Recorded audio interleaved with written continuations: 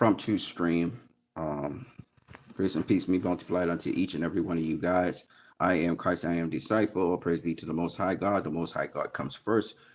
If you like this stream, don't forget you can like, share, subscribe. You can also donate via PayPal. The link is in the description. This stream is brought to you by LIVE Products. LIVE, live now. We're live now. You have a range of flavors for drinks and then also cleaning products. The drinks are seen in front of you. You have fruit punch, orange sorrow, grapefruit, and Morbi. The cleaning products are the following. You have LIV cleaning products. You have disinfectant, liquid detergent, you have fabric softener, and you have dishwashing liquid. LIVE, live now. We are live now. So I want to talk to you guys mostly about the fact that all lives don't matter in this world. You know, all lives don't matter in this world. And it's very interesting how white supremacist this world is. You know, how white supremacist this world is. Now, I have restored the Snyderverse there, so we're going to talk about that. Don't worry. There are a lot of parallels between what's happening with us and a very powerful multi-corporation executive company at Warner Brothers, and what's happening in the world with the common man and how he feels about certain things, and what's actually happening with the people who have been given power to do something about it. So this is where we're going with this. But let's start off with what you see in front of you here. I want to say first and foremost, there are a number of potential genocides going on around the world in regions where genocide actually happened before. And most of these places are in Africa. And there's very little news coverage that really covers and goes into it and gets the world's attention on these issues. Okay. And then even what's happening to the Palestinians in Palestine right now is not getting the kind of attention as what happened in Ukraine. How much attention is being paid to what's happening with Russia and Ukraine, or what's happening if a European nation right now was to be invaded by somebody else? That would cover everybody's attention. And it comes to the focal point that brown and black people are not esteemed by people with power in the same way as white people. We see it with the story of Israel and Palestine, where the Israelis were attacked by Hamas, or Hamas, shall I say Hamas? The real name is Hamas, not Hamas. Hamas, okay, which is a food. They named themselves after a food. It's pretty funny. But they were attacked by Hamas, and that made worldwide global news, right? How dare Hamas attack Israel, right? Hezbollah fires rockets into Israel after Israel starts a bombing campaign in Palestine, tremendous bombing campaign like that. And everybody knows that Israel was attacked by Hezbollah. But no one knows about what's happening in Syria and what's ongoing in Syria right now. Everyone's in the dark about what's happening in Iraq. Everyone's in the dark about what's happening in Yemen. Nobody's following that. Nobody's following what's happening in Somalia. No one's following what's happening in Congo. Nobody's following what's happening in Sudan. Why? Because no one's following what's happening in Palestine. Because these are not white European people. The moment a set or collective of white European people are attacked, whether it's Ukraine, whether it's,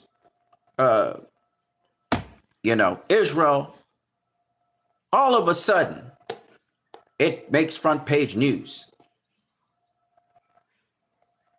Okay? And it shows you the different standards. Nobody cares about Africa. They're not white people. If white people were in Africa, if there's some white people, some white settlement somewhere in Africa, oh, that'd be a big deal. But it's not. So I'm going to try very quickly to update you guys on genocides that happened already and potential genocides that could happen, which are actually genocides actually already. And we're going to talk about them. There are specific regions in the world where this is happening. We knew about the Rwandan genocide in Rwanda, and that trickled over into the Congo. So we're going to talk about this right now. But first, we'll start with Sudan. In Sudan, there's a place called Darfur. And Darfur has been, and a number of other communities in Sudan, have been places of genocide. And there are refugees there. A lot of refugees came from Somalia into the European nations, into the United States of America, as a result of the genocide that happened in Sudan. Let's talk about it. So the Darfur genocide, according to Wikipedia, was a systemic killing of the ethnic Darfuri people during the war in Darfur. The genocide, which was carried out against the Fur, Mazalit, and Zagawa ethnic groups, led the International Criminal Court to indict several people for crimes against humanity, rape, forced transfer, and torture. An estimated 200,000 people were killed between 2003 and 2005. Okay, so there's a civil war in Sudan, and Sudan still hasn't settled down. There's still civil unrest there, just as there's civil unrest in Syria, just as there is destabilization of Libya. I haven't talked about Libya and what really went down in Libya, right? We also have Egypt, which is an economic situation, so they're dependent on the United States of America. You start to pay attention to what's happening and you begin to realize what's going on. But let's just keep it going. Genocide, they say, is mass murder.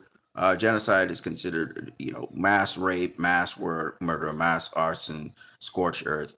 But genocide by the UN Convention is simply this. It is the carried out intention of a people to ethnically cleanse or to remove a certain ethnical group from the face of the earth, whether it's through, not necessarily face of the earth, but from their land. So whether it's through ethnic cleansing, whether it's through rape, murder, theft, mass humanitarian disasters created artificially, this is what is called genocide.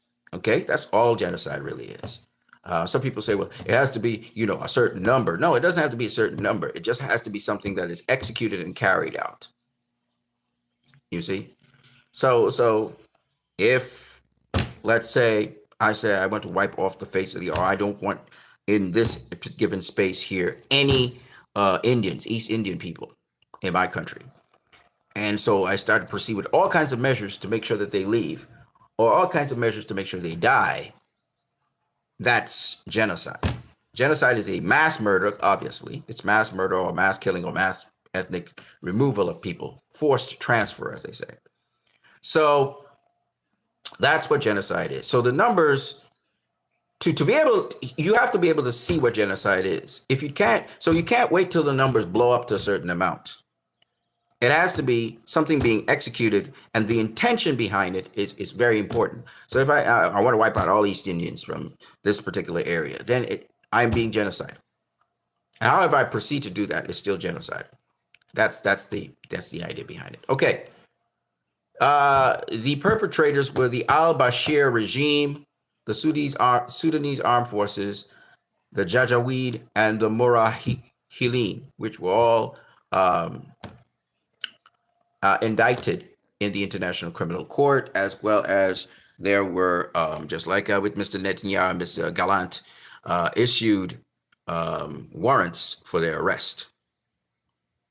Okay, now I don't know if it was tried in the court of law yet, but there were warrants out for their arrest. Motive: anti-Black racism, Arabization. Okay, these were the motives behind it, but it's not motive. You want to look at intent. Intent and motive are two different things. Okay, and there is there's also, you have to look at the strategic position to deceive, or the strategic position to fake humanitarianism. All right, so for example, Israel will give this reason. They will say that we are attacking Hamas, we are hunting down Hamas, and then they carry out all these bombing raids. But these bombing raids are really to destroy the infrastructure of Gaza. Okay, they're destroying all of the infrastructure that would maintain life in Gaza. But they're saying, no, Hamas is here, Hamas is there. That is an intent to deceive.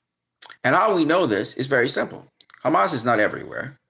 Hamas will have their units and their different sectors in different places. Yes, but Hamas wouldn't be underneath, for example, have bases of operation under hospitals and stuff like that, even though some people would think so. No, they wouldn't. Why? Because they can't be everywhere. Hamas cannot be everywhere. That is the thing that, and so when Israel is systematically destroying Gaza, saying they're going after Hamas, we know it's a lie. All right. The other thing is they said, well, we have safe zones. Well, the safe zones are not safe. So that's a lie as well, because you're still killing Palestinians in safe zones. You're still bombing Palestinians in safe zones. So we learn just by the actions, we can see that, oh no, the motive and the intent was never what is being stated. So once you see, like, the first lie was with the bombing of the Al-Shifa hospital. When that happened, and they started creating propaganda and false information, and then we found out they bombed another hospital. So if you're bombing hospitals, you're literally bombing other hospitals, then it's clear to me that you bombed the first hospital. So you shouldn't. This is where the legal system needs to be more robust. It needs to be quicker. It needs to be sharper to arrest and to stop, to cease and desist, to suspend all activities and actions. The United Nations moved too slowly. They dragged their feet. The International Criminal Court moved too slowly. They dragged their feet. And the ICC moved too slowly. They dragged their feet. Okay? The moment you see these warning signs, somebody's being inconsistent in the information they're giving you. They can say, oh, made a mistake, whatever. That's the moment you can't send investigators in, but you need to have your military patrolling the skies. United Nations, NATO, or whoever should have been up in the skies from the moment Israel told the second lie, so that Israel does not have air dominance and to protect the population, okay, from Israel bombing indiscriminately, which is what they did, right? So the other thing that is very important to understand, this is why we can't say, oh, it's a genocide when you killed like 2 million, 3 million people. That's fucking stupid. Or you displaced. From the moment that 2.2 million, the moment that 1.1 million people were displaced from northern Gaza and had to go to southern Gaza, which was forced displacement. And they say, well, it's under the grounds of war. We don't want to, we don't want them to, the combatants and stuff, and that's still forced displacement. But you push all these people here, and you tell them they can't go back up to North Gaza. Right now, North Gaza is under siege, right? That is a red flag right there. Okay? All right, let's keep it moving. Because like I said before, this is about all lives not being equal in the world. So you got a little history on the Darfur genocide. Now, listen, this is very recently, in May of this year, possible genocide committed in Sudan, reports say. A genocide may have been committed in West Darfur City in El Janina in one of the worst atrocities of the year-long Sudanese civil war, according to a report released by Human Rights Watch. So Human Rights Watch has been monitoring this in Sudan. And guess what? May this year, they announced that there's a possible second genocide, which means there's a genocide more than likely. And again, where is the early detection? Where is the red flags? Who are supposed to swoop in and who are supposed to contain that so that you have peacekeeping forces in there? They were able to organize that for Yugoslavia. You're telling me you can't fucking do that for Sudan? You telling me you can't do that for Congo? You're telling me you can't do that for Somalia? Let's keep it going. It says ethnic cleansing and crimes against humanity have been committed against ethnic, Masalit, and non-Arab communities. This is the second time this shit is going down. The second time. Okay? In the city by paramilitary rapid support forces and its Arab. You know why people are detached from these things? First of all, the media doesn't cover it properly. Second of all, nobody individualizes the lives of people in these countries. How they're trying to survive. How they're just trying to live. They just want to live their lives and get on with their lives. And some of them are doing beautiful things in those countries, and then they get killed or assassinated. And no one gives a damn because and here's the weirdest thing. I'm going to say something that I want you guys to wake up, because you guys don't. You guys are so fucking sleeping. In this world, the majority of people in this world are not white. The majority of us have color. We are not white people. The minority in this world is white. The majority of Russians are not white people. The majority of Brazilians, Africans, Indians, Chinese, Indonesians, Asians, the majority of the world, South Americans, Central Americans, the majority of the world is not white. So why is it you do not care about your colored brothers and sisters? You are listening to one source of media. You are listening to the Western European model of media selling. Where is your media outlets? Where is your information highway? Why is it took the internet for us to stop being brainwashed by white supremacism? Brainwashed by white supremacism. We are the majority. And guess what? We are not white. Why are we letting the few make decisions for the many? Why are we not concerned about our fellow colored brothers and sisters all around the world? Why are we so impotent when we have most of the power? Think about what I'm saying.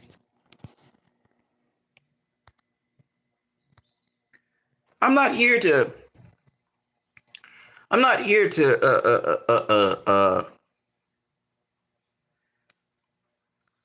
just talk and run my mouth.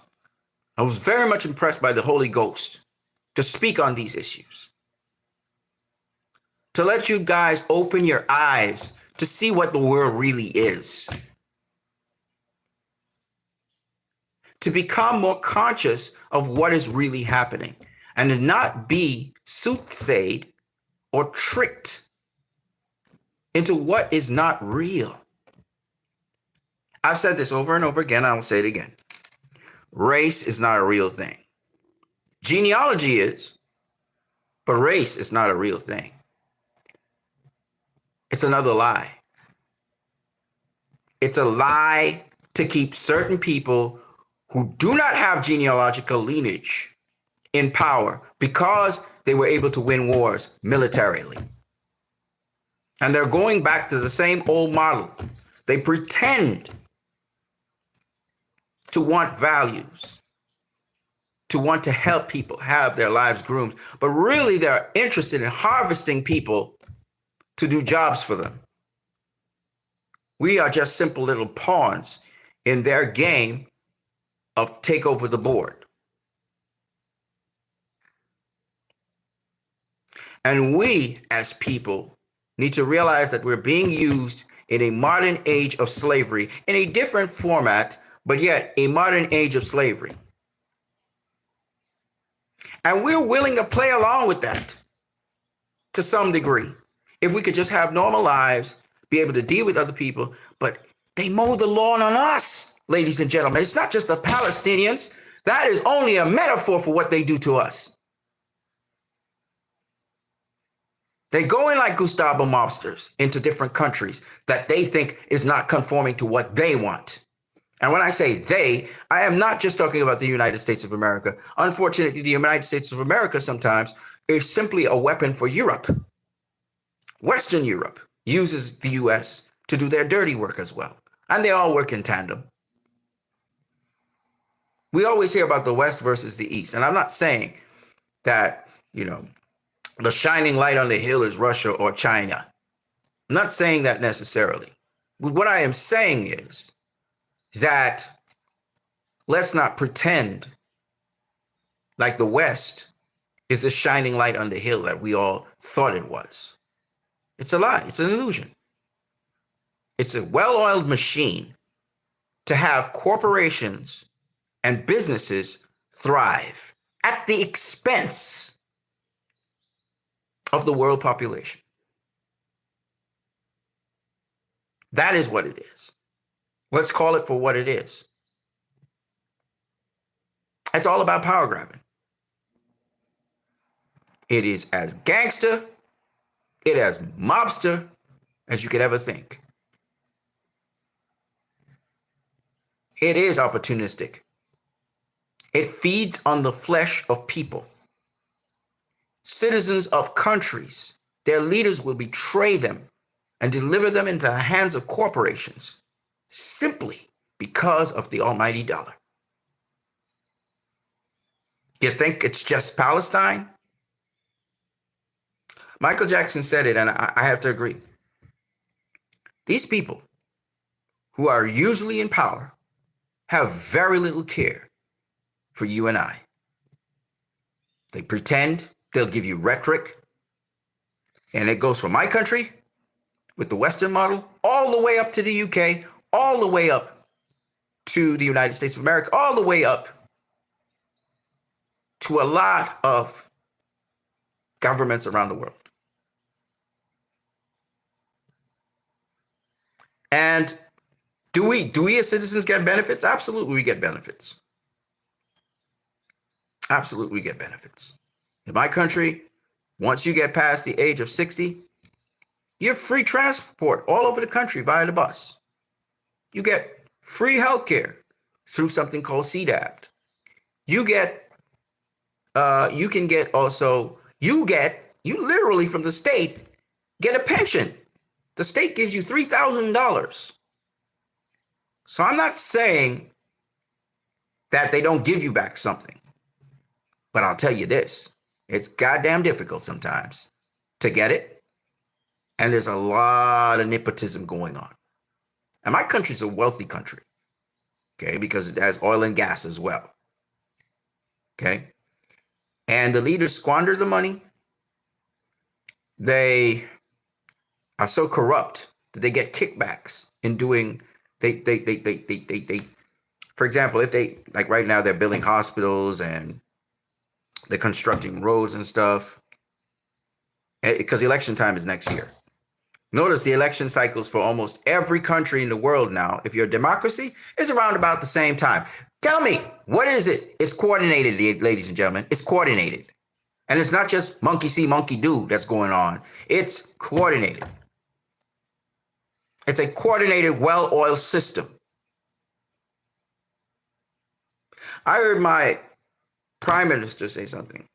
He said, man, we are ushering in a new world order. He said that. This was in the time of COVID. Right now, the shift in power is going more away from the United States of America. And the power shift is shifting more towards Russia, China, India, Brazil. Of course, America is going to want to shift that back. And Western Europe. Western Europe is suffering quite a lot because of the wars, because they destroyed a pipeline that would go through Russia into Europe. And Germany, gets a lot of its oil and resources and stuff from Russia. Those sanctions on Russia didn't help Germany at all. So the German economy has been suffering for a while. In fact, most of the EU has been suffering. Greece has suffered the worst. Just recently Spain had flooding and all of that. But my point anyway is this. It makes news when when Spain gets flooded out, that makes news. But all the monsoon rains in India and people dying from flooding and all of the stuff that happens in Africa, we don't hear about it.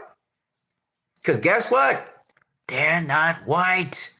So where's our media? Where are the people covering our stuff? And I know online there's Africa Today and there's all these other channels, the India channels and stuff. I know. But I mean, an international agency like CNN Sky,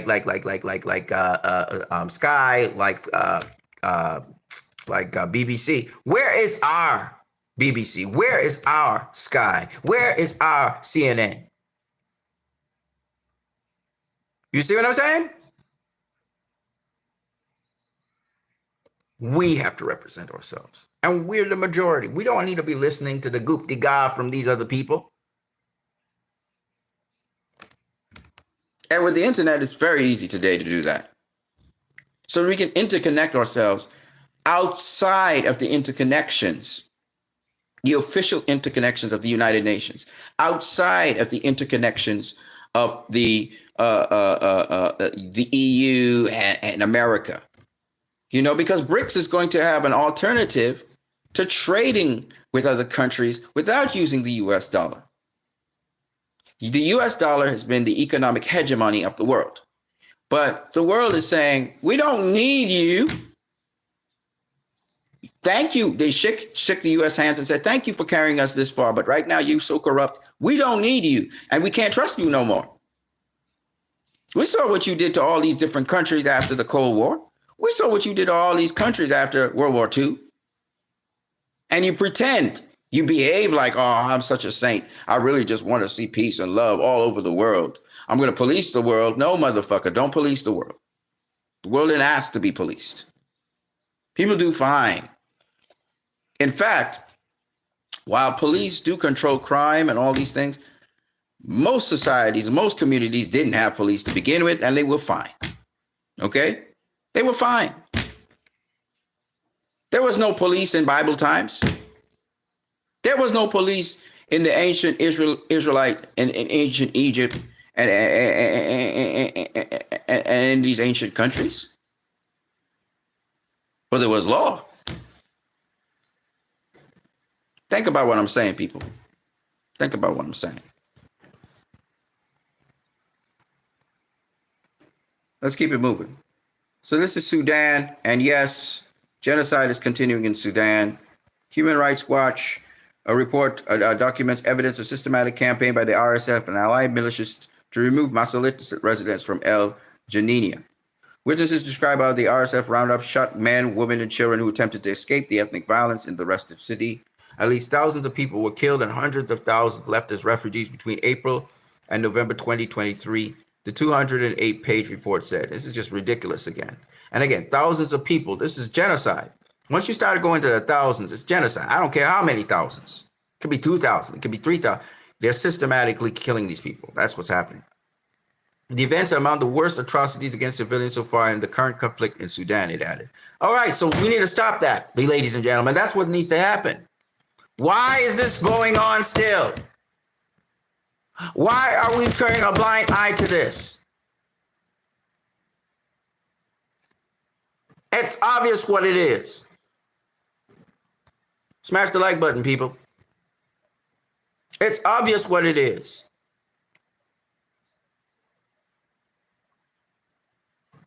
But do you know why this is still going on? Because in order for these things to go on, these people have to get weapons from somewhere. Somebody is arming them. And it ain't the African people. Think about what I'm saying, people. Think about what I'm saying.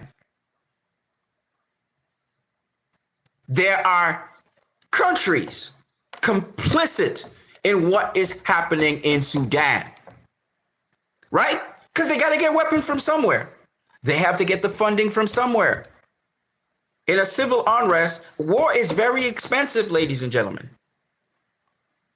Countries come out of war with economic depressions. Out of the Iraq war, the United States came out with economic depression. And the housing collapse didn't help the situation either. But Barack Obama chose to bail out Wall Street instead of bail out the American people.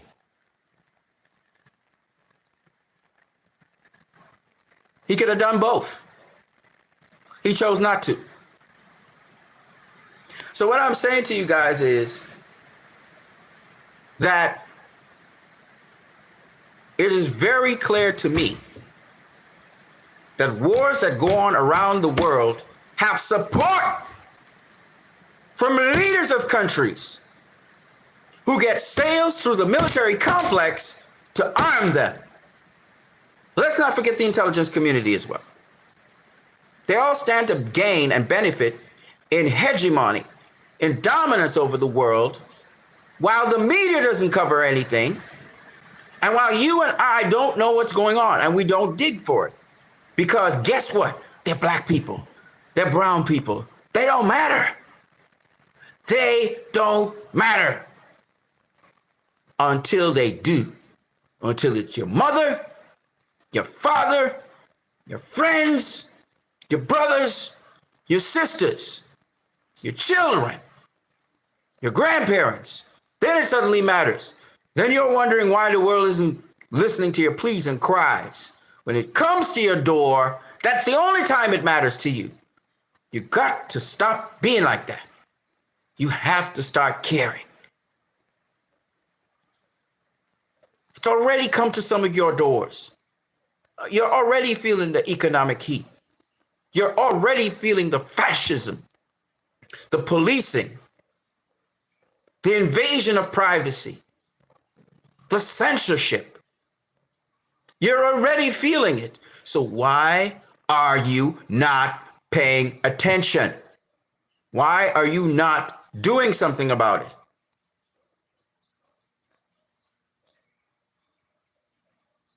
You guys have heard me being very, very vocal about Palestine. It's because Palestine is literally us.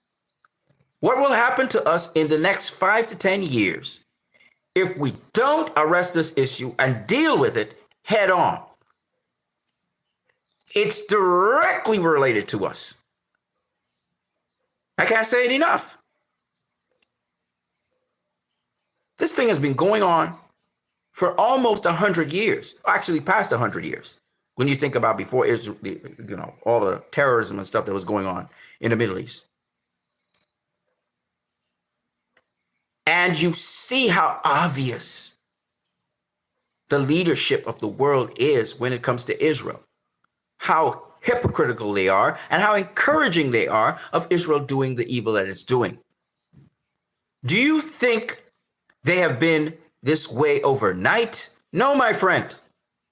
They've been this way to the people of Africa.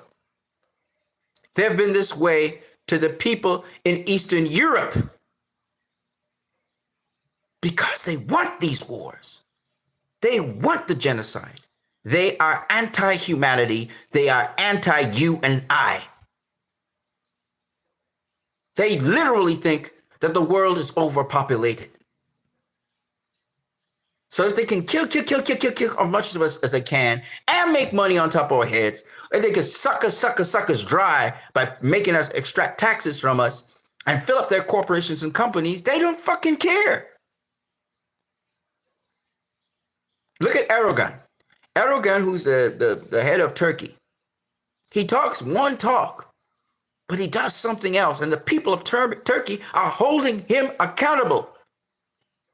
The people of Jordan, the people of Saudi Arabia, they're holding their leaders accountable now. They're going to topple them if they don't follow what they're saying, because the people are pressing them, and they're pressing them hard. We saw the demonstrations. We saw the hundreds of thousands of people walking the streets. And guess what? They like to make it sound like they're all Muslim. They're not. This is no longer a Muslim issue. This is no longer about this is a human issue. A human issue. If they could do it to Palestine, if they could supply all these weapons and arms to Sudan while the International Criminal Court has criminalized the behavior of the leadership. And so many years later, they're still arming them. They're still giving them weapons. How could this possibly be? You can have a back-to-back genocide in the same country? In the same country? Against the same people? Where's the never again there? I'm not hearing the alarm. Don't tell me it's Africa. You don't care about the people of Africa. Tell me that. Oh, it never entered my mind. Actually, they weren't foremost in my thoughts. It's Africa. I mean, they have black people. They always fight amongst each other and they rationalize it. It's still wrong. It's still wrong. It's wrong.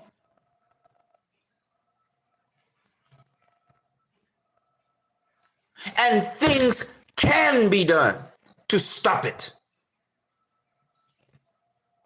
We saw it with Yugoslavia. We saw it when they truly are interested in certain countries. We see it. They're very hesitant with Israel. One thing happens to Israel, all of a sudden the whole United Nations, everybody comes down on Hamas. Don't you dare touch Israel. Immediately, it's the greatest set of killings since the Holocaust. Alarm bells everywhere. Why is there not the same alarm for the people of Sudan? Why is not the same alarm for the people of Congo? Why is there not the same alarm for the people of Somalia? I'll tell you why. They're black. I'll tell you another reason. The economic powers in the world are benefiting off of the civil war in the Congolese because they get what? What do they get? What up? Yeah, say it. That's right. They get cobalt from Congo. Cheap. So they want civil war in Congo. They want genocide in Congo. It works in their economic favor for Congo to be destabilized. They invested in their intelligence agencies to destabilize Congo. So we are seeing a repeat of atrocities in Sudan, a repeat of atrocities in Somalia. This is not supposed to happen.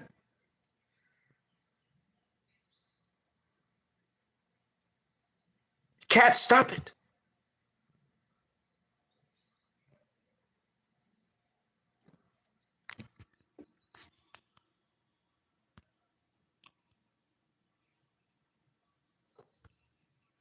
This is Somalia. The Isaac genocide. Yes, Isaac is Isaac. Just as how Joseph, Jose is Joseph. Yes, these names sound very familiar because they are Semitic names. These are Semites. These are descendants of Israel, the original Israel, or Ishmael, whichever you want to pronounce their same name. Think about it. One is just Ish and one is Is. They're the same. It's probably the same person too. It's another story for another day.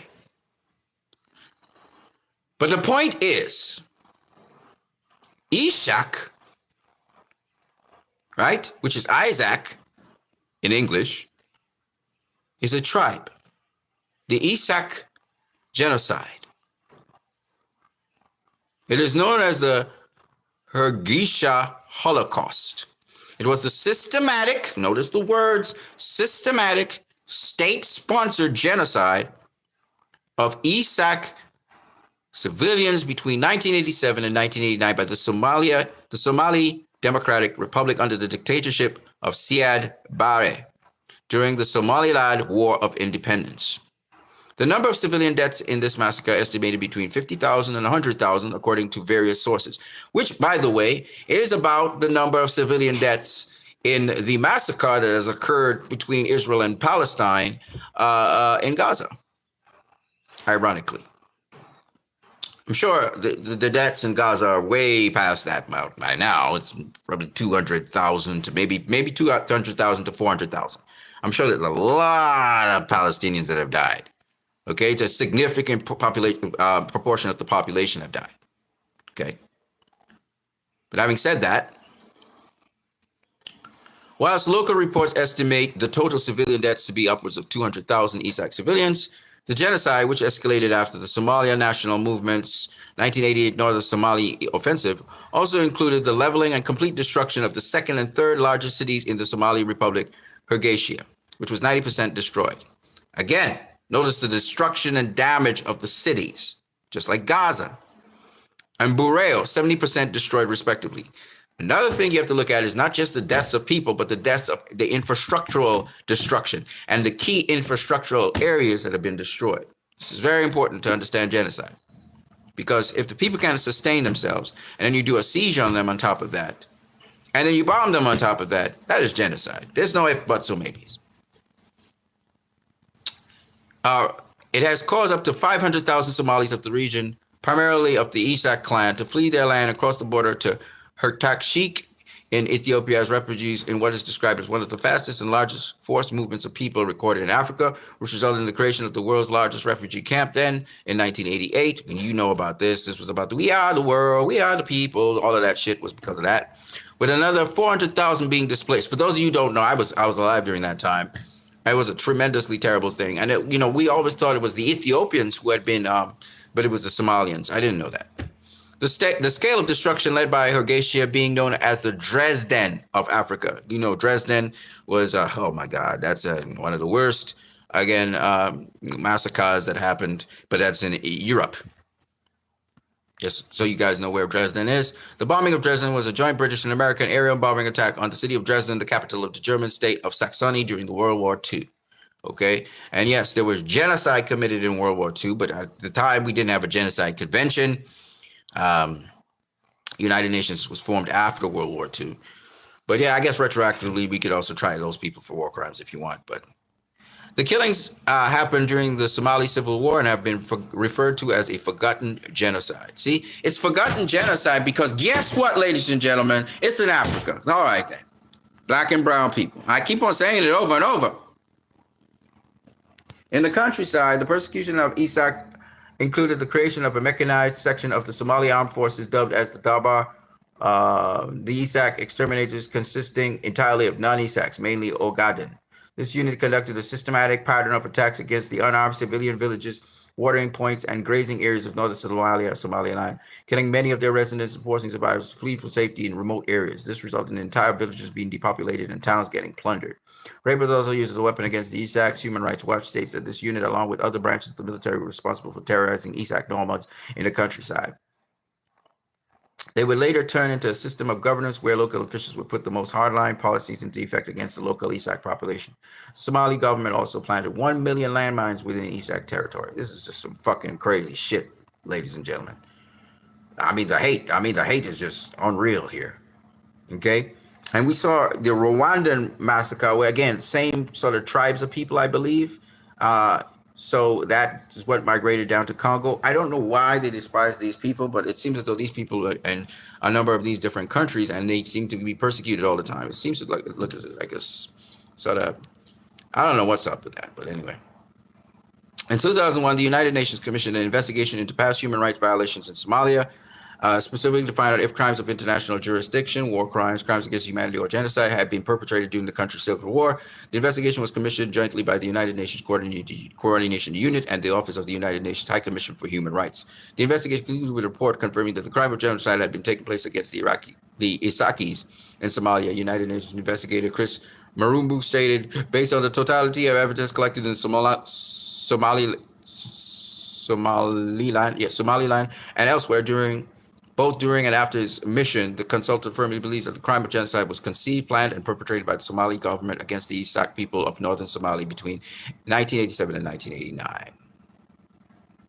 See, we can't have these things after the fact. That's the problem. Genocide Watch. On December 18, 2022, Somali genocide and famine roaring, and this is it here. So they again, like I said before, they repeat the same bullshit. And it's the man's son-in-law, Mohammed Saeed Hasik Morgan. He killed an estimated 200,000 people. Oh, sorry, my bad. That's what happened back then. But right now, hold on here. Let's see if I can find it.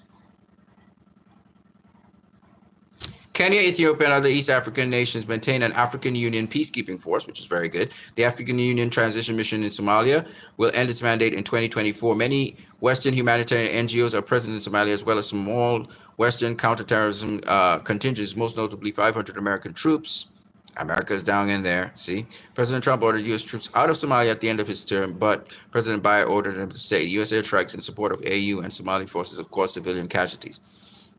The Somali federal government is still weak. Somali security forces lack the capacity to control much of the. So I think what happened here is I think the peacekeeping forces removed themselves from Somalia this year, and that's why it's coming back.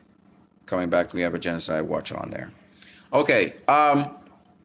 Now I want to show you what I want to show you guys something.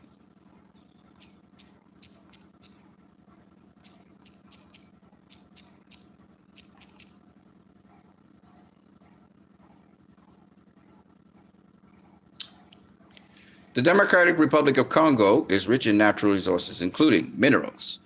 The Democratic Republic of Congo has large deposits of cobalt, copper, diamonds, gold, lithium, manganese, tantalum, and tin. The Democratic Republic of Congo is the world's leading producer of cobalt, accounting for 70% of global production. Hydropower. The Democratic Republic of Congo has significant hydropower potential. Arable land. The Democratic Republic of Congo has large amounts of arable land. Biodiversity. The Democratic Republic of Congo has immense biodiverse rainforests. The Democratic Republic of Congo has the world's second largest rainforest. The Democratic Republic of Congo's minerals and petroleum are the main components of its exports, accounting for more than 90% of its export value. The country's most important export products include refined and unrefined copper, cobalt, mattis, ores, gold, petroleum oils, and cocoa beans. Oh yes, the Democratic Republic of Congo is responsible also for cocoa production. That is, cocoa beans. And let's not forget coffee as well. They didn't put that down there. The Democratic Republic of Congo's most important trading partners are China, South Africa, and Singapore. But of course, US and all those other guys, they get stuff too. Mining is a major source of employment in the DRC, but there's also sustainability challenges. Some organizations are working to reduce child labor in mining, and the illicit trade of conflict-prone minerals and increase community awareness for children's rights. By the way, they are known for diamonds. Okay, Blood Diamonds was a whole movie on that. So Ivory Coast is also known for diamonds.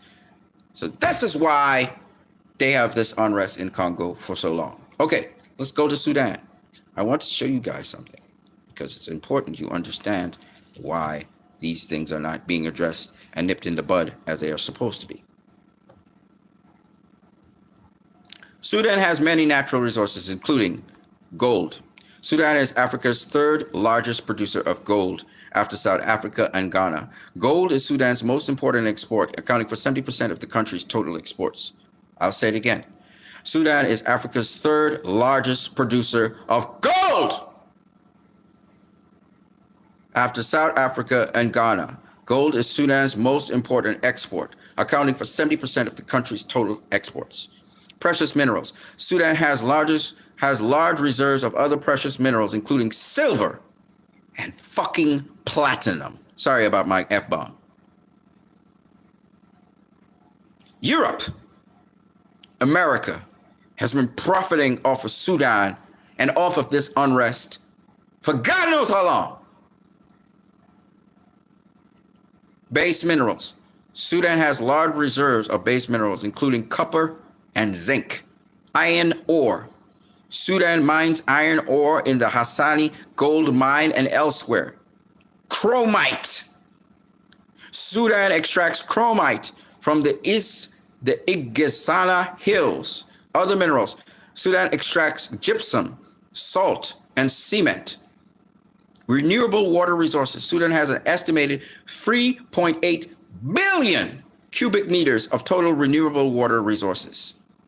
Renewable water resources. Let me say that again. It's not non-renewable, renewable. Arable land. Sudan has rich arable land and agriculture opportunities. Sudan's main export is gold, followed by oh my God.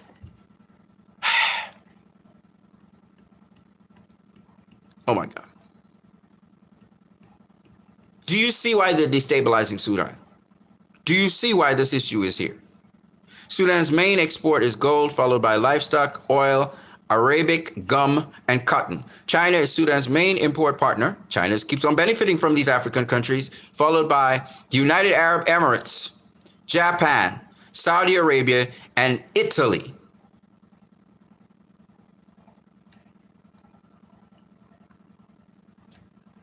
Guess who has a breakdown on Sudan? Go to CIA.gov.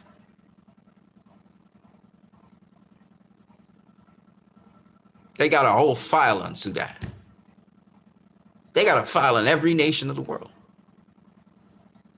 Last updated November 19, 2024. Is the CIA involved in Sudan? Fucking absolutely. Sorry about the F-bomb.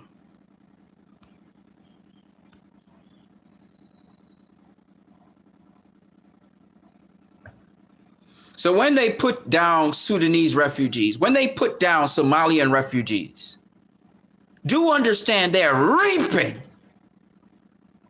all the riches and resources. They're raping the resources of Sudan. They're raping the resources of Congo.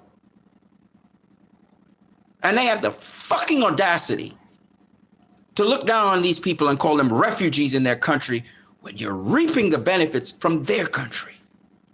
Oh, they're poor people. You look down on them, but you're sucking them dry.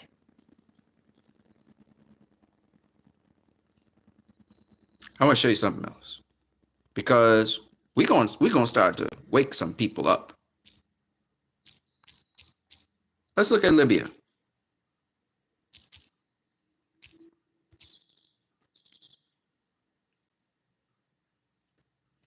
Libya's natural resources include petroleum, natural gas, gypsum, and other minerals. Libya's primary natural resource and the main pillar of its economy. In 2023, the oil and gas sector accounted for 60% of Libya's GDP, 94% of its exports, and 97% of its government revenue. Natural gas. Libya has proven natural gas reserves of 1,505 billion cubic meters. That's probably their main seller, natural gas. Gypsum, one of Libya's natural resources. Other minerals. Libya has reserves of limestone, kaolin, iron ore, potassium, manganese, phosphate, copper, tin, sulfur, iodine, and aluminum ore. They produce aluminum. So Jamaica and Guyana are known as main producers of aluminum. I want to show you guys something. Because they call these countries poor. They call Guyana a poor country. I'm going to show you some shit. Y'all gonna trip. But anyway, let's go to all the places that are in unrest or in problems right now. Syria. Let's talk about Syria. I'm gonna show you guys something.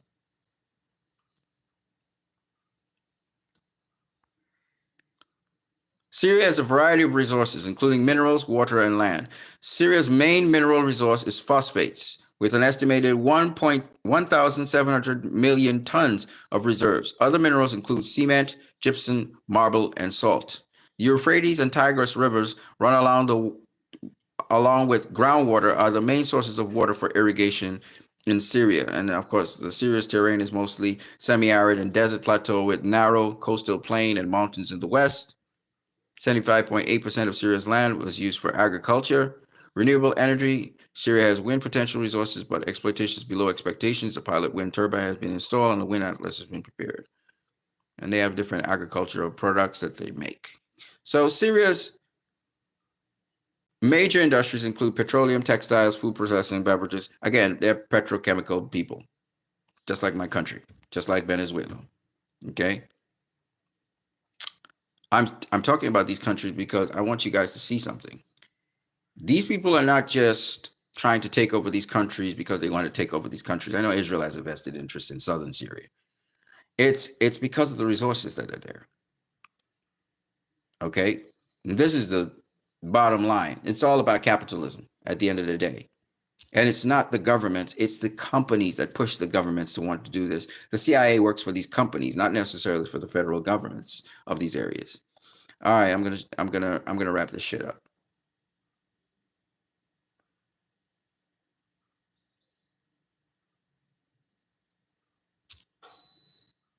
So you may ask yourself, well, what does this have to do with us and restore the Snyderverse? And how can we use how can we use what we know to restore the Snyderverse and also to effect change. Because the thing about us is we have learned to be proactive on things. We have learned that we can make a difference. We can make change, right? And so how do we take what we know from Restore the Snyderverse, which we dealt with a multi-billion dollar, almost a multi-trillion dollar company in Warner Brothers Pictures, and we've brought them to their knees, and until they fulfill our mandate and what we suggest, they're not going to get off their feet. Okay, and so if we could do that, well, how do we deal? How do we deal with a capitalistic society in which you have to follow the money and then you have to block the money? You have to stop the money from flowing. The only way these capitalists will listen and start to listen to you and obey, and they're going to fight you. They're going to fight you. They're going to try and have their own way, is to stop the cash flow, the money flow, the transactions, the movement of arms and shipments. So as in the BDS movement, so there must be a BDS movement to stop the flow of arm munitions to Congo, to Sudan, to Somalia. If these people don't have munitions, they can't do what they want to do to the people, the civilians. And you have to find out which countries are supplying them with weaponry, which countries are funding the regimes, which countries and businesses particularly are benefiting off of these civil wars. All right? Because even having peacekeeping forces in a country just separates the people. It temporarily stalls the situation, as is happening in Yugoslavia and all these other places. But it's very important that these tribal peoples come together and start to work with each other somehow, some way. Okay? So just as how we don't fund entertainment that does not fall along the lines of what we want, and we start to have more say in how in what we want in terms of entertainment, similarly, that same action by the citizenry of the world who are mostly not white people. And I'm not saying this to fault white people. I don't have anything against white people per se. All right. But I'm just saying we have the numbers. We have the numbers. The problem we don't have is the will to be politically active and to invoke these changes. And we can do it as a collective. We have the internet now. We have the internet to be able to organize us. And yes, there will be a pushback. They will try to censor us. They will try for us not to bring attention to these issues as big as they should be. The first thing is education. The next thing is educating people on how to act, what they need to do. Just like in business, you have a call to action. Similarly, in this arena, there should be a call to action by people. This is what you need to do. This, because this is what we did with Starbucks. This is what we did with those companies that are financing the IDF and fueling them, from McDonald's to whatever. And just because McDonald's is a prominent name and you maybe like to go and eat at McDonald's doesn't mean that you should go and eat by McDonald's. Because by you going to eat McDonald's, you're actually killing yourself twofold. You're killing yourself by eating that crap. And two, you're killing yourself down the road because McDonald's is going to be fueling, financing a police fascist state eventually that will kill you. They're not just killing the Palestinians. They're also going to kill you. You're going to be targeted. And they may call you a terrorist. Fuck. Why not? They're playing with words. They're calling anti-Semitism. They're calling something that's not anti-Semitism anti-Semitism. So why not just call you a terrorist? I mean, anybody who doesn't conform to what they want is a terrorist all of a sudden. And all of a sudden we have a dictatorship and we have a fascist state. We're no different to Kim Jong-un or some other Putin or whoever,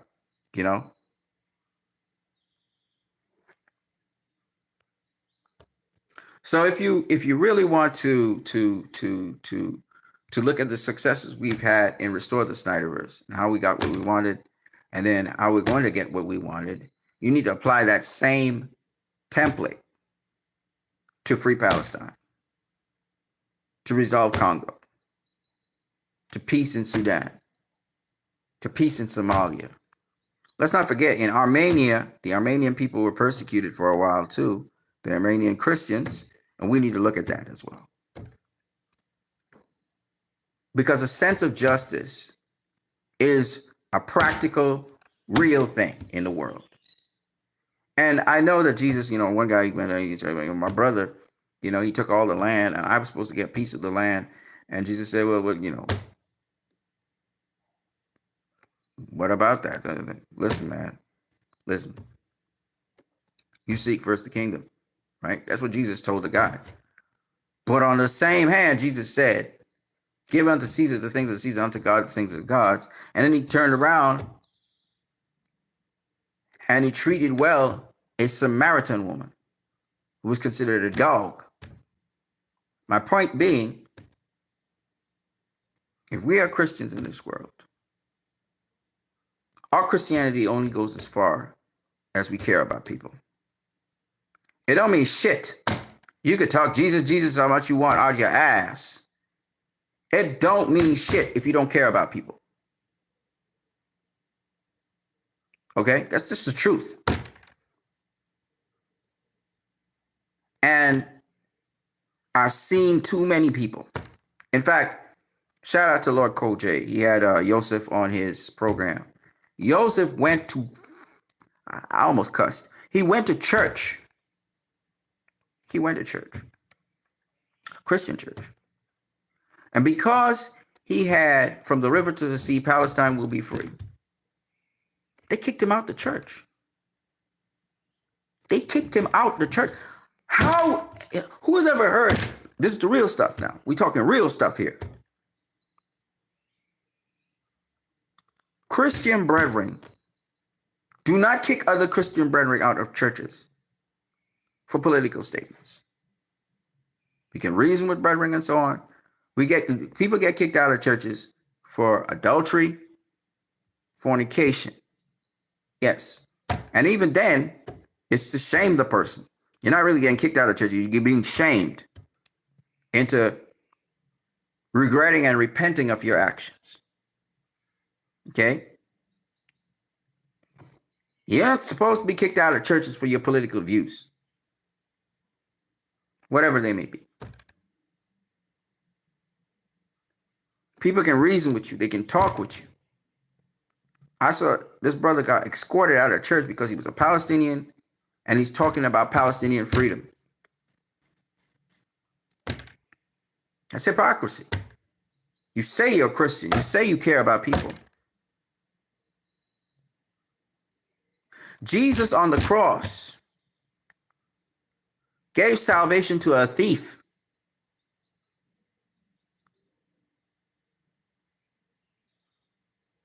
He healed unclean people at the time, called Gentiles. He healed a Roman general's daughter. Okay? Well, son, I can't remember. Somebody was sick. I think it was a servant. I can't remember. So you can't, in one vein, say, come however you are. Once you repent, blah, blah, blah, blah. You can't be coming saying that and then kicking people out of churches for having a request to be liberated, to be free.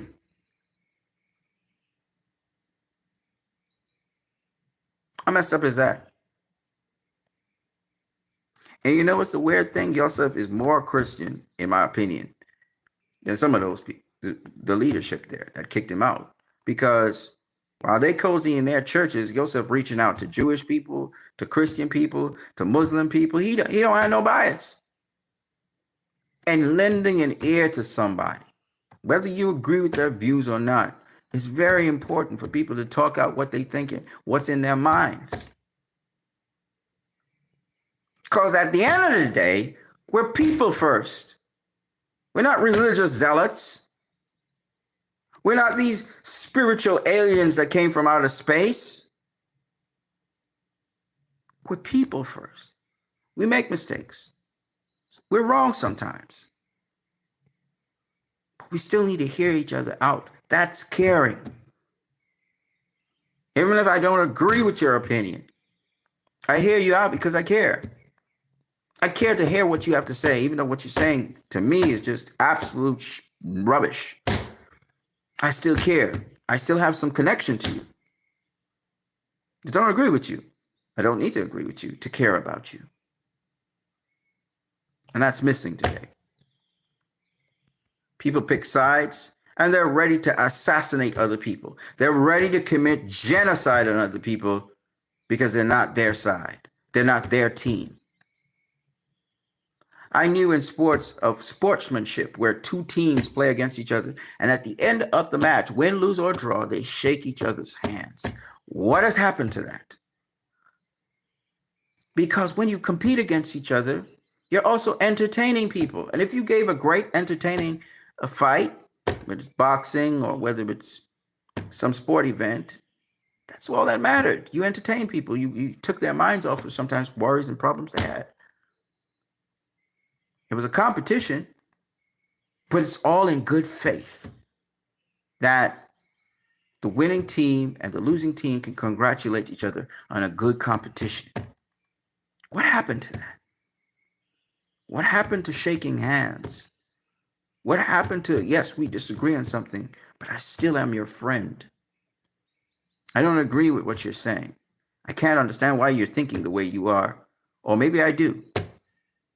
But at the end of the day, I still want to shake your hand. I still want to keep a relationship with you.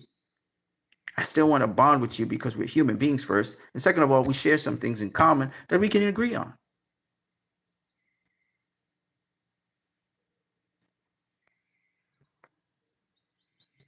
That's civility.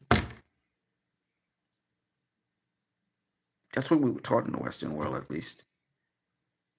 If men had to resolve issues, they go to fisticuff or they line up and they go in a shootout against each other. Somebody dies, but you die an honorable death because you both agreed this is what we're going to do. It's a level playing field, and then we draw swords.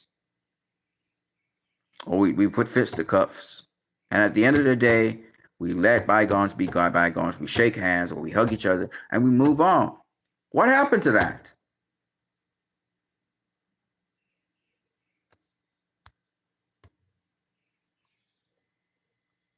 So it restored the Snyderverse. We've taken a certain level of action and we got a certain amount of results. It's an awesome Zack Snyder. I was listening to Lord Kojay last night as he was talking with Yusef, and I'd agree with him. You know, Zack Snyder's movies in Hollywood, but I do think that Zack ruffles some feathers because of the programming that is in Hollywood. Hollywood's programming is more and more decrepit, depraved. It's more and more suggesting pedophilia. It suggests homosexuality, and there's an agenda, obviously, to push, transgenderism and homosexuality and all these kinds of things. Okay, it's clearly an agenda in Hollywood. All right. There's obviously the glorification of the military, the glorification of law enforcement, the glorification of the intelligence community. You remember, James Bond and the spy networks and all of that. That's the glorified top, Mission Impossible, Top Gun. All of this is to glorify the military and to glorify, to get people excited for, spies and espionage and intelligence. They try to get people, roped into the intelligence community that way and in the military that way and policing that way. All right. This is propaganda. Zack just went totally against that. Batman v Superman just totally slammed that, showing that, there are rogue elements in every organization and agency. And then the rogue elements are not necessarily the bad people, And so it's just interesting to see that. And then to see that the corporate society, Zack made a statement that I don't think a lot of people missed. Lex Luthor represented the corporate society, the Bezoses, the Facebook guys, the Elon Musk, Lex Luthor represents them. Look, Elon Musk is now part of government, right? And Lex is this sort of extra limb, this third party out there that's manipulating a lot of shit, right? Whether it's, they have their kind of version of the intelligence agencies, they have their own version of, and this is the thing that Zach was elucidating with Lex Luthor. It's so fucking, it exposes a lot of things. And that's what Hollywood hates Zack Snyder for. That's why they hate Batman v Superman. The theatrical version wasn't bad at all. It wasn't bad at all. Fuck what they say. It was exposing. It exposed a lot of shit. And I don't know if Zach realizes the level to which he exposed his stuff, but he exposed a lot of stuff. Anyways, that's what I got for you guys. I got to get out of here and go do some other things. But man, this thing looks so much like Ben Affleck. It's crazy. Look at that. Look at the detail on that shit. That's crazy. It's a BVS Batman. Check out OB Toys, man, y'all. OB Toys, man. They do a great job at making these things look lifelike. That is crazy. Damn, that looks like Ben. You know what that reminds me of right there? That particular look, it reminds me of She With You. I thought she was with you. It reminds me, for some reason, it reminds me of that. The expression on his face reminds me of that for some reason. I don't know why. But yeah, man, and the short ears and the big neck. God damn. Ben Affleck's Batman, man. Oh, man, that looks great. That looks great. That looks great. So that's what I got for you guys. I will see you guys later. God be with you guys, man. God be with you guys and keep you. I just wanted to talk a little bit more about this and bring some of this to your attention. Some of you guys should look into it more. There's a lot more to look into. I've been, my perspective on the world continuously evolves and changes, and I hope that that's happening with you guys as well. As you start to look at a bigger and bigger and bigger and bigger and bigger picture of what's going on. It's always good to be mindful of the bigger picture and where we're going. Some people think we're going towards Armageddon, World War III, because of the stuff that's heating up in the Middle East, and also the stuff that's happening on the side with Ukraine and Russia. I don't know, but what I can tell you is, I was listening to Yusuf, and he was very confident that Netanyahu is going to be arrested or some kind of crazy shit like that. That's not going to happen. I don't think Netanyahu is going to get arrested because Vladimir Putin wasn't arrested. The head of Africa, he's still not arrested. Okay, he got haven in certain places, but the indictment on them is very important for war crimes, and that indictment is a huge stain that's going to follow them. Putin, Netanyahu, the other two African leaders, what happened to the leaders in Yugoslavia. These are going to follow these guys. It's a stain on them, for life. So that's a huge thing that the ICC did.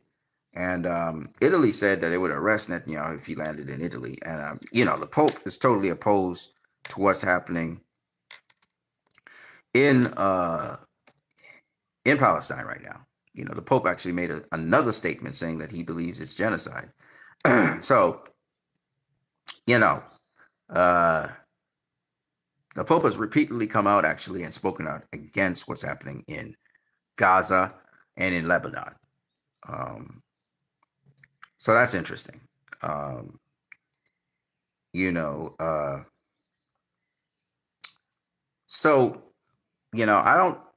don't think, I mean, if Netanyahu is so stupid as to go to Italy, well, but I don't think he's going to be leaving Israel to just go different places. He may go to the United States of America. The threats that the American senators and so on are doing against the ICC, they're empty threats. I'm going to tell you why it's empty threats. And they really think they can act on it, but they're not going to be able to. They do anything to the International Criminal Court. Any of the judges, anybody in the International Criminal Court anything happens to them. And then that opens the door for any nation of the world to take up arms against the United States of America. Because you're threatening a institution that has a statute that applies to 100 and something countries of the world. So if you're so fucking stupid to want to try and go down there like a gangster and move like you're moving, you're going to get resistance from every country, and they're going to be enabled by Russia. Russia opposes America. Russia is going to be the backbone of whoever stands up to them. And I think I could see South Africa doing something like that. I could see South Africa leading the charge on that shit, or some other nation that's considered, third world, just leading the charge and just fearless, and basically taking down America with that.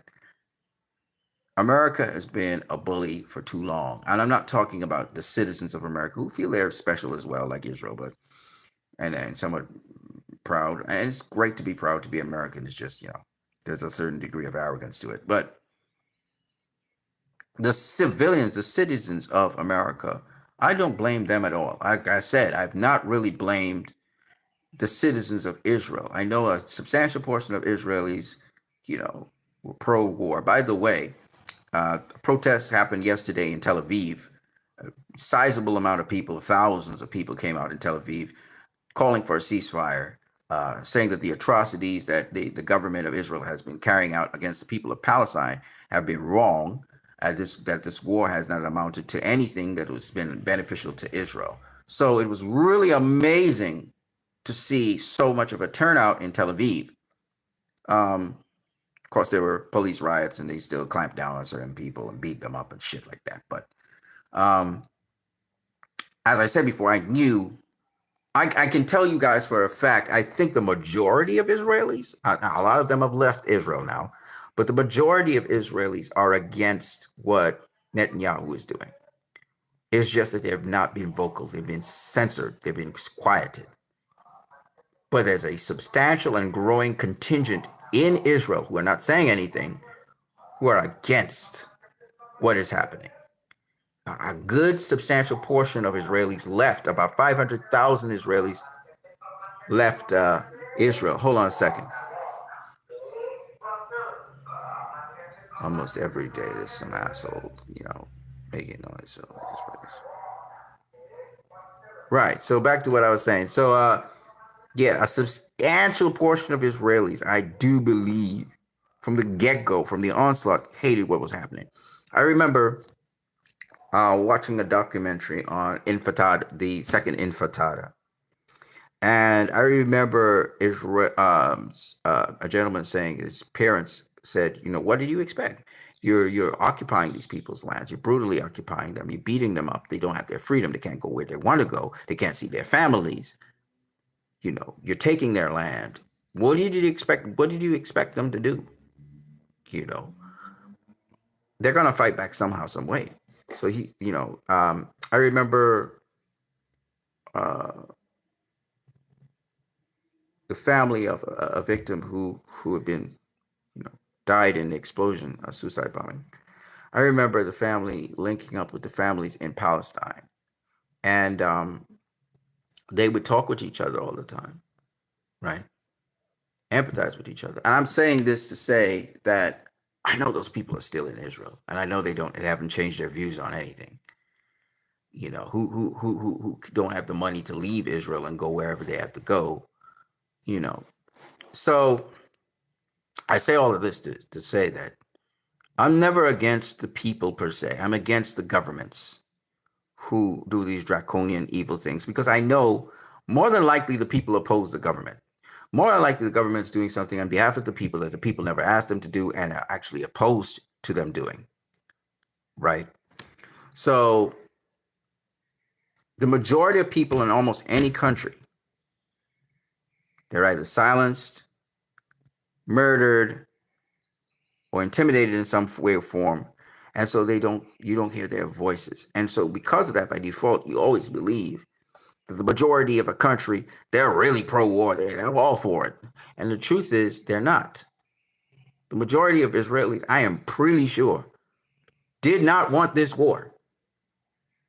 They did want, of course, they wanted the Israeli government to respond to Hamas. That's common sense. But they did not want the Israeli government to slaughter the Palestinians and kill them out. The people who you're seeing wanting these things are extremist right settler types Even the people in the military and so on that are rejoicing and doing these tunes and stuff, they're more either under the influence or extremist types. But the people of Tel Aviv, most of the people of Tel Aviv, I believe, are not for this war, and they know the history of the thing, and they know they don't have a leg to stand on, you know, and that's why Israel should have essayed and tried to have peace, because they took the people's land. They should have allowed the people the right of return to go back to their lands. They should have tried to integrate the Palestinians into their system of governance and not have a Jewish supremacist state, but instead just a state. And you can call it Israel if you want, or whatever you want to call it, but you should just add a state. And shouldn't have been encroaching on the other lands in Syria and Lebanon, trying to encroach on Jordanian land now. It just doesn't make sense. Syria, and they don't seem to get it. They're trying to encroach now on Gaza, which was Egyptian land, and now they're trying to take Gaza. I mean, it's just stupid what they're doing, but it is what it is. So I'm never against the people of a nation. I've seen the people of nations, and they're beautiful people. They have so much diversity. There's so much to give. People always have something to give. People are always positive. People don't want to go to war. People want to give back something productive or do something, in a society. That's, they specialize in whatever they do. Some of them, it's olives. Some of them is, shoes, leather, clothes, selling clothes, art, acting, modeling. People want to do things with their fucking lives, okay? Agriculture, whatever. People, that's what people want to do. Most people don't want to go to no fucking war. People just want to live their lives in peace. Okay? So that's the average person, by the way. And so, I can't be mad at people. I can never be mad at people. Their leaders are the ones responsible for the majority of the things, even the sentiments that happen. It's their leaders that starts the sentiment down the road.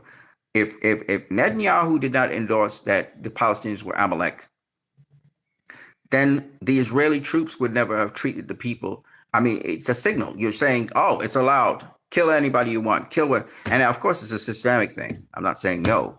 But if Netanyahu had put the clamps on it, we wouldn't have been brought to attention about that. And so there's a lot to be said, but I'll save that for another day. I felt like I needed to say this piece, that all people are not equal in the eyes. All lives do not matter, apparently. And it's about time we change that. It's about time we change that Black lives do matter. Brown lives do matter. And any other color lives do matter. Particularly colored lives do matter. What's happening in India, what happened in Pakistan, what happened in Sri Lanka, it does matter. And it does call for you to have a more global perspective on things, but it's time we open our hearts and care. We care about other human beings like ourselves. People who just were trying to get along and get by, do something beautiful for the world. Murdered, killed by wicked, evil people. All they can see is war, war, war, war, war. Destruction, destruction, destruction. Meanwhile,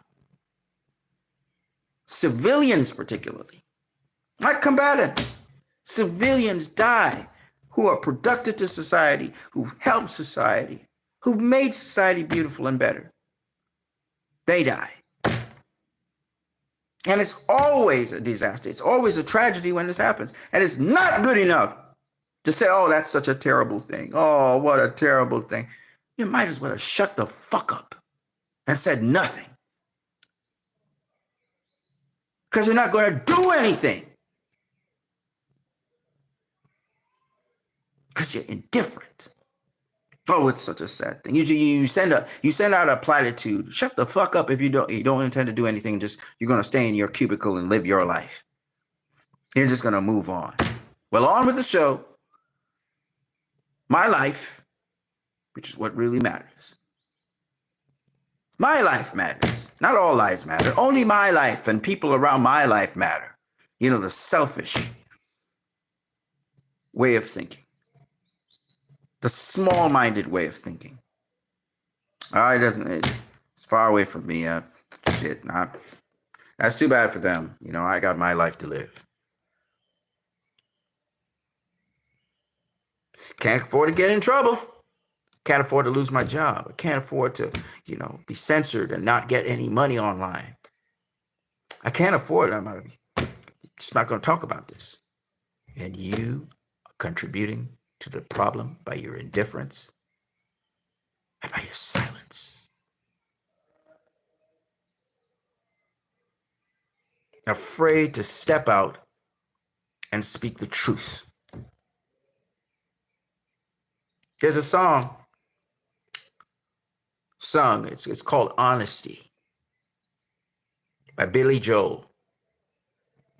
I shared it with a group of people, and they told me how beautiful my voice is. I said, that's cool, but I didn't share this song with you for you to compliment my beautiful voice. I shared this song with you so you could read the lyrics. See, I laid out the lyrics for you to read. Too many people are dishonest with themselves and with others. And they think they're honest. That's the difference between a child and an adult. A child has no way of hiding what they're thinking. They just let you know what they're thinking. There's no filter. So they're honest most of the time. Even when they're being dishonest, they're honest because they give it away. Their body language, everything, they give everything away. But we have been so layered into lying and the bullshit that comes with that we don't even know sometimes when we're lying to ourselves and to other people. Might as well just be honest. Shit, I don't have time for that shit. I'm sorry, I just don't have time for that. That's more honest than saying, oh man, that's just such a horrible thing that happened. Oh well, back to the program. You're just paying lip service to it. You don't care about the people doing such great work in there, in Palestine. The individuals who've been helping other people to survive. The stories that if you was to watch it in Hollywood, you'd be crying and like, oh man, wow. So glad I supported that event when you didn't support shit.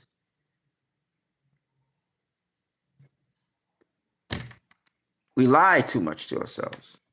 Oh, if I was back in the Holocaust, man, what would you have done? Nothing, motherfucker. You'd have done nothing. You'd have stayed silent like everybody else and you'd have watched the shit unfold. In front of your eyes. You would have done nothing. The IDF is committing murder as we speak in real time. What the fuck are you doing about it? What are you doing about it?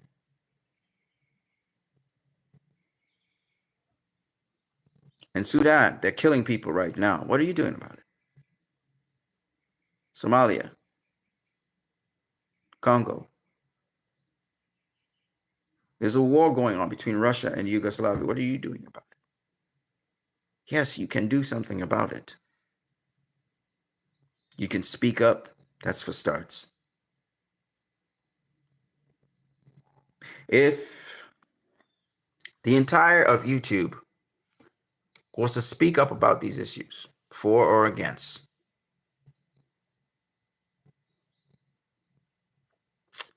these issues would have, these problems would have gone away a long time ago. But they're not urgent issues because we're so locked up in our own lives. And we want to preserve our own lives so much that we're not willing to think about the other person, about individuals just like ourselves who want to also have their own lives. They want to have freedom to do things. They want to have the luxury to say, ah, well, on with the program. They would love to say that, or have the option to say it. They probably wouldn't choose that, but because of their lives, but to have the option to say that. They have no routine. Tomorrow isn't promised to them. They value life in its absolute basic form.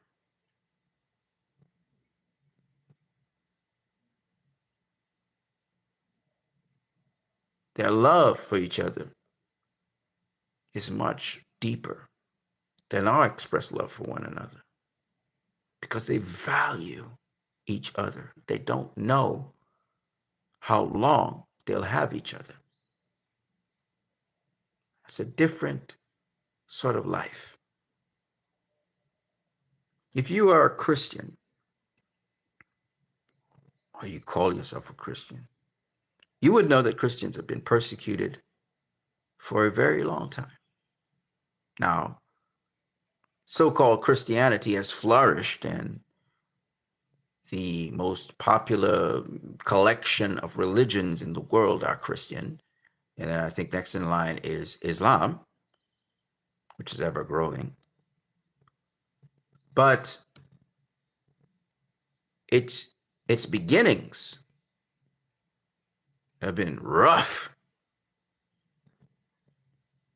Christians have been spat upon, just like how Jews spit on Christians today in Jerusalem. Spat, shunned, tortured, slaughtered. So if you don't know your history as a Christian, or if you call yourself a Christian, you should probably go look up the history of what happened with Christians. A lot of Christians were martyred, just like with Islam. And the Muslims today who are seen, Muslim and Islamophobia is at an all-time high. Muslims are treated as if they're less than. This happened with Christians. How can this have happened to Christians, and yet Christians are now turning around and vilifying Muslims, vilifying other peoples who practice other things? You should have learned your fucking lesson, since your ancestors and the people, before you had to go through some shit. You would think you'd be more considerate about others now.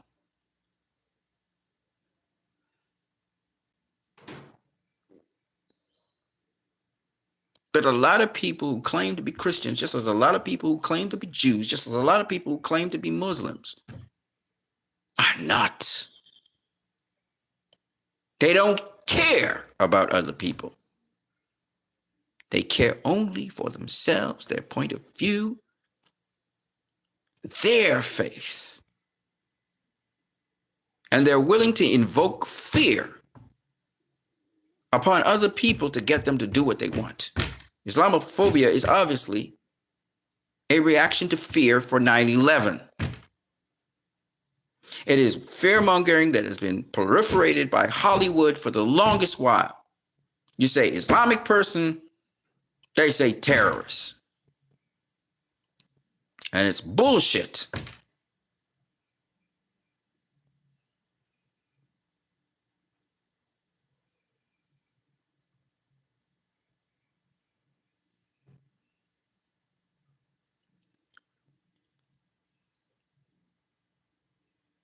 I like Ben Affleck.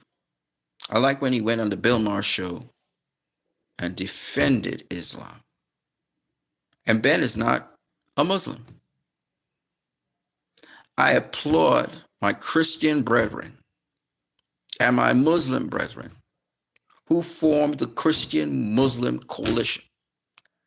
I applaud the interreligious community who are on campuses and other places, who let all different people of all different faiths come together and talk with one another. It doesn't mean I will believe what you believe. It doesn't mean that. But it means we can have conversations with each other, because we only interface with each other every single day. Gonna have to do business together, etc. It's people of moral standing. It's people of good character that we care about in our daily interactions with one another. Anyways, I've spent enough time talking with you guys, and I do really love you guys. I know I'm not the most social guy in the world. Well, you guys wouldn't know that because you don't know me like that. But people who know me know I'm not the most sociable guy in the world. That is to say, I talk with you when I see you, but I do need my alone time. I'm very jealous of my alone time, you know. Um, so I just wanted to say to you guys, and this gentleman is Hayarima. That's his name.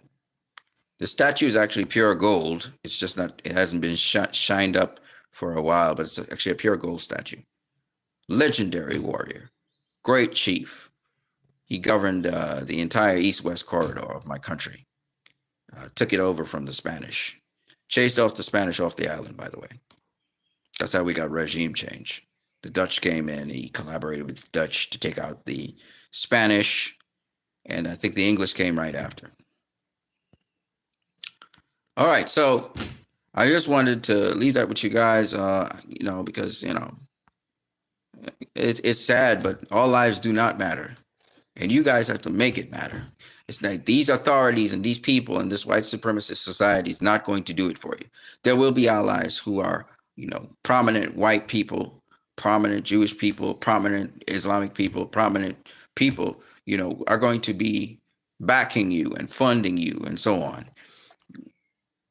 to go against this system, and so I'm not speaking of a people per se. I'm not speaking of white people in general or some race in general. I'm speaking about a system that's in place that has to be dismantled. And the only way that's going to happen is if the people who the system's being implemented against disobey it and begin to dismantle it. That's the only way. And there's enough people to do that. Okay. So, and you will have allies in very prominent places who will align with you once the momentum starts to happen. That's not a if, but, so maybe. That's a surety. They are hoping and praying that you guys would wise up and start to mobilize because they're not for this as well. You would be surprised how many humanists, to put a better word, there are out there. Even in Hollywood, that there's a substantial portion of humanists who have a lot of clout and power who would love to see the people rise up. They're more pro people than they are anti people. And of course, a lot of artists are pro people, and a lot of artists are pro Palestine actually in Hollywood.